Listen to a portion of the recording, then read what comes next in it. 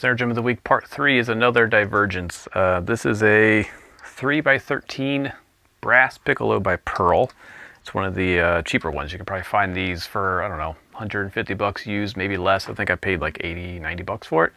Anyway, this is different from what I was planning on doing, but I just got finished on a session that has a combination of electronic and acoustic elements, and this was the perfect drum for that vibe.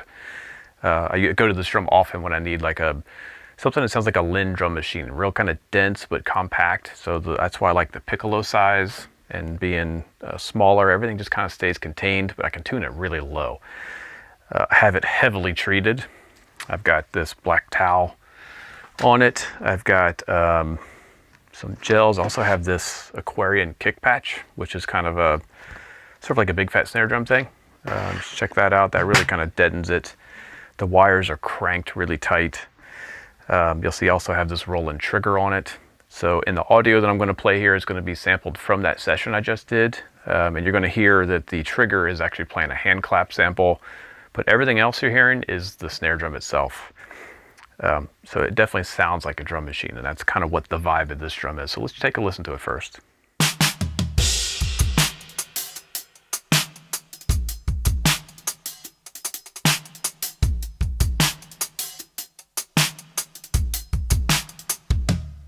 Yeah, so again, this is a Pearl 3x13 brass piccolo. It just says piccolo on it. It doesn't have any series. It's their, you can find them all day long online used. They're also still making them. They're new.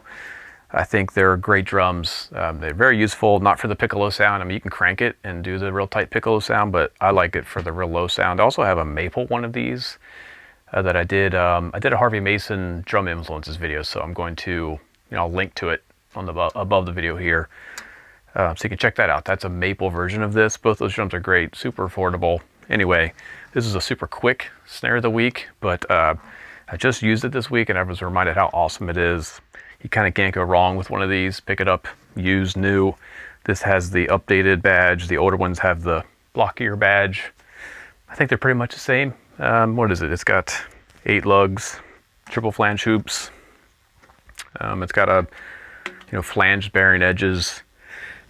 Nothing super special, but anyway, it's an awesome, super affordable drum. So thanks for checking it out. And next week, I'll probably go back to the old vintage drum that I rescued in high school. That'll be next. All right, see ya.